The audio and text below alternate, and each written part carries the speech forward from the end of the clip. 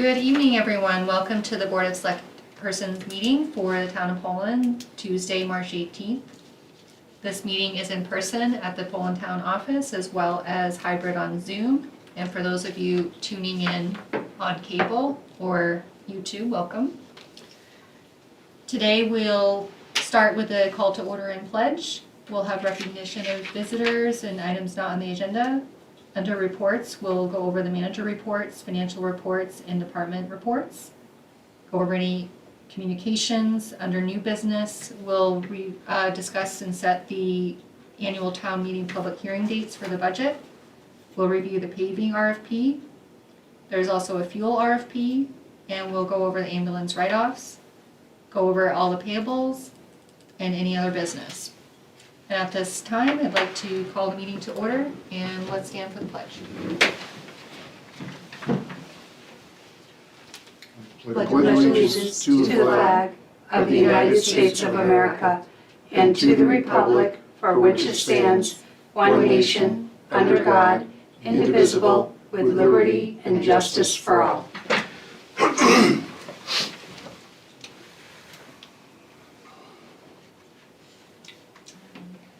Matt, if you'd like to go over the manager report? Manager report for 18 March, the MMA Executive Committee met and reviewed building and IT improvements. This is for their headquarters building up in Augusta. Modification to the listserv to make it a little more user-friendly, and the nomination process for new executive committee members. At the Auburn-Lewiston Airport, we reviewed progress on construction of new hangars, authorized the airport manager to negotiate new lease agreement for an off-site parking area. Both of those are going to be revenue generators for the airport, and reviewed updates to our recommended budget. The county tax payment, we have been talking about doing that on a quarterly basis. However, that really doesn't work because they're in a calendar year fiscal schedule. We're on a June to July. But the county administrator worked with us, and he agreed to move our payment to November, which helped us because we get some of our big tax payments by the end of October, and we'll have plenty of cash in hand to make those payments to the county. So they were very helpful. Brown tail moth removal. We removed brown tail moth nests from 4 trees here at the municipal complex, all near the ice rink. We conducted a survey to identify nests at Camp Connor and remove those nests from a number of trees down there. And this is interesting because the nests are identified by use of a drone, and there's then they're physically removed from the tree with a basically a big lift. But so we're going to see if that works. The person taking them off, removing the nests, said brown tail moths are at their lowest population in many years. So by removing these, I think we'll have a bigger impact than in other years because there's just not that many. So we've taken some out, and the goal was to get them away from where children were going to be playing. Scott said he had a couple of kids with a rash at camp, so we'll see how that works out. But pending any questions, hang on a sec. The town office generator has arrived. It's in the parking lot out back. We'll get that put in once the ground firms up. It's too soft to get that heavy thing in the. Probably use the loader to bring it back in there. And pending any questions, that's the manager report. Thank you, Matt. Any questions or? Just want to check, you did say that because of the way the county is structured, we couldn't do quarterly payments? Yeah. Okay. It would have been nice to be able to hold on to some of that money and Yeah, be able but to collect the interest for that short period of time. That amount of money would make good. yeah, but I will tell you, you know, I kind of thought I'd get a lot of pushback, and no, we can't do this. There's no way. They were, you know, the administrator and their finance director were really helpful and trying to find a way to make it work for us, and they did. Thank you for doing that for us. Thank you. Ready for the financial report? Yeah, and before we do that, and thank you, Stan, I wanted to mention Steve Robinson, who normally sits in this seat, is on vacation, did give us notice, so he's not, that's why I'm trying to fill his big shoes here tonight. So I just wanted to mention that he's on vacation and hopefully enjoying himself down in sunny Florida. So. Okay, financial report, we're just over 73% through the year.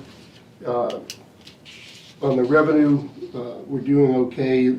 The thing I look at more closely than anything else is motor vehicle excise. We're just slightly above where we should be in the year. And just looking at the expense summary page, we're in good shape there too. You know, general is high. Why? Because we paid the county bill out of there. Community services is, pardon me, on track. It's a little above the 73% because we paid the library bill out of there. But public works and solid waste are good. Public safety is in good shape. That's a little bit high because we paid the last payment for law enforcement, and financial services in good shape there too. But no issues elsewhere that I feel I need to report, and pending any questions, that's the financial report. Make a motion, we accept the financial reports as presented. I second that. Any discussion? Stan Tettenman. Yes. Marion Hawks. Yes. Lisa Elby. Yes. With a vote of 3-0, you have approved the financial reports as presented.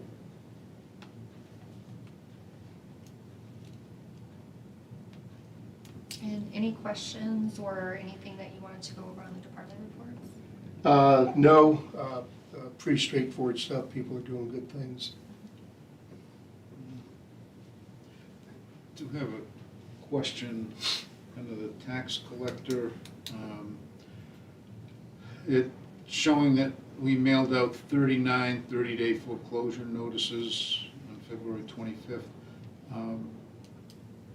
That doesn't mean we foreclosed on those properties. This is giving them warning that we will foreclose if they don't respond or do something by March 25th. Correct. It's an automatic foreclosure date, meaning the courts are the ones that dictate, the law dictates how long they have. And so March 25th, they will close and we can't do anything to stop them if they don't pay taxes by then. How does that number compare to previous years? Actually, it was really good compared to previous years. Typically, we're sending out between 50 and 60, and so to only have 39 accounts, that was actually huge. And some of these, it's not the first time they're in this situation. We have a couple of properties that we've foreclosed on in previous years that are still tax acquired right now, but we have to send out these notices every year to them, because if they pay taxes up till a certain point and we haven't sent any notices, then we now have to start over with the notices. So even though we've tax acquired them in previous years, we still have to send out notices for every year after that until the taxes are paid. Otherwise, we lose our interest in it because we haven't taken the property over. We're still allowing them to live on the property and working with them, most of them on payment arrangements. Thank you.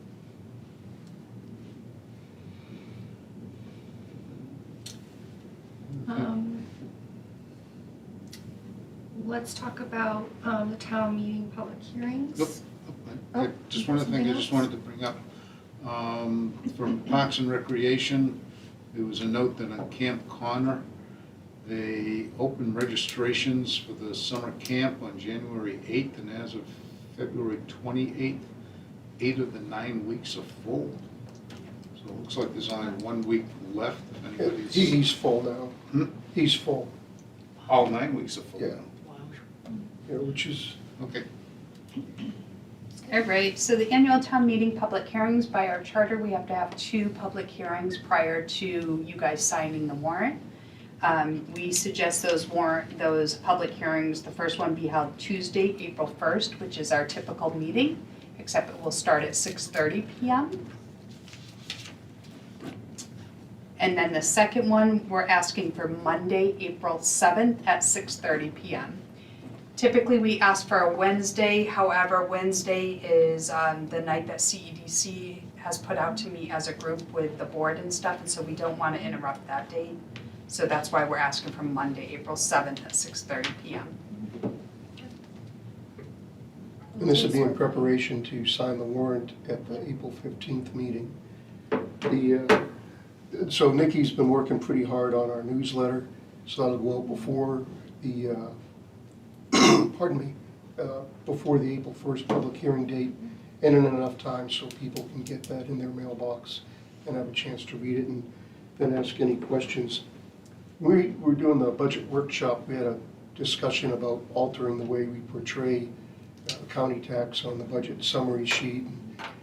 I can see the other the point that some folks were making, but after looking at it and reflecting on what we're doing, I don't think we want to do that. That budget that we present is the municipal budget, and coming so closely on the heels of completing that budget with a newsletter, we can have an explanation that goes to everybody in town, not just those that might look at our website, which I'm not sure how many people that is. So I think it's a more effective way to tell the story than putting it on that summary sheet.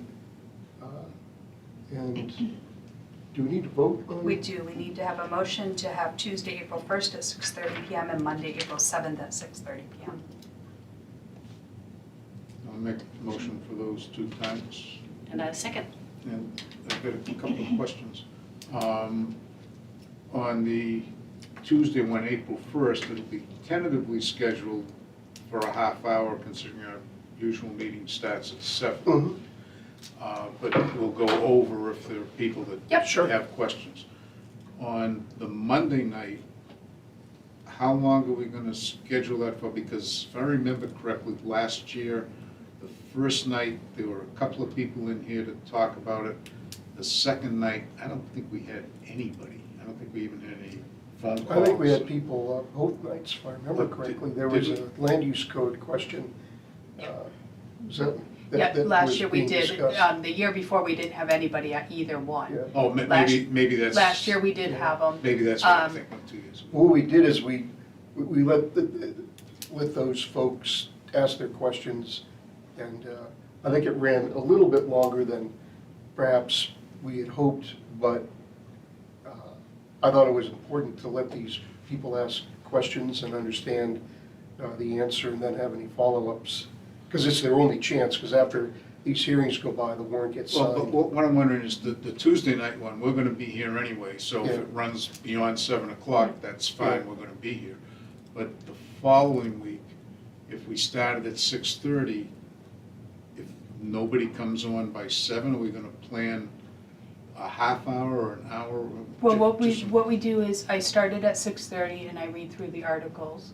And if nobody's here to ask questions on each article, then I go on to the next one if there's no other information that needs to be given. So if nobody shows up, we can be done in a half hour or less. If Oh, okay. people show up, Yeah. we'll give them a chance to ask whatever questions they may have, and that's it. They have the newsletter in their hands prior to, and we encourage in the newsletter to, if they have questions, they can come in and talk to us before those meetings, because we're more than happy to share with them. So typically by those meetings, we don't have anyone questioning anything on the budget portion, just sometimes it's the land use code, and there's actually nothing in the land use code questions this year that's controversial or anything that we think is going to be. And the other thing I would just suggest, since Eric Peterson has retired, and it appears nobody is covering our meeting, because I haven't seen anything in the newspaper on any of our meetings since he retired, is maybe you could write a short thing to send into the paper a week before or something, and ask them to put it in, so there'll be a little article in there talking about it. Yeah, we can see who we can get in touch with. And so give people as much availability, making them aware of it. Right, and they'll have the option to come in on Zoom, just like they have for the Yeah. past couple of years also, so they don't have to come in person if they can't. Mhm. So we have a motion, we have a second. Any Um, other questions? Just one quick question, sort of unrelated, but I know there's a subcommittee that's reviewing the cost sharing formula that thought that the goal was to get something approved so that there could be a referendum vote on that for this. Good question. We've talked to, or Judy has talked to the superintendent who understands the timeline. We've asked them to structure their meeting schedule to give us an answer by April 16th, Okay. because we have to order the ballot by then. And we need to do that. The election's not till June, but we need to get ballots in early May because we have absentee absentee vote packages that we need to mail out. And so they understand, So they're on that they're trying to work that. Okay, great, thank you. I have a question. Mhm. I'm kind of embarrassed to ask this. We've not gone back to in-person town meetings, is that correct? Right, and we're not, because we changed the charter Right. to reflect that. So my one question is, the first article on the warrant is to choose a mediator to preside at the election and the town meeting. Moderating, yep. Excuse me, but we don't have town meetings anymore. We do, so the election is opened up as a town meeting, Oh, and so the moderator comes in, reads the first article, assigns it to a warden and stuff for the elections and Okay. things, okay, and then we close it out at the end of the night like it Okay. is a town meeting. Okay. We're still required to do that by Okay. law. okay, thank you. You're welcome. That's it. All right, Stan Tatman, Yes. Mary Ann Hawks. Yes. Lisa Elby. Yes. By a vote of 3-0, you have scheduled the public hearings for the annual town meeting warrant for Tuesday, April 1st at 6:30 PM and Monday, April 7th at 6:30 PM, both right here in this conference room. And there will be Zoom links that'll go out to anybody who wants them. They'll be on our website, and you can also come in person if you have questions. So now we'll discuss the paving RFP. Yeah, the paving RFP is reflective of the paving plan that we put forward at the budget workshop. And we want to get that out now so we can get, basically choose a contractor and ensure we're on their schedule early enough in the season to get all this work done.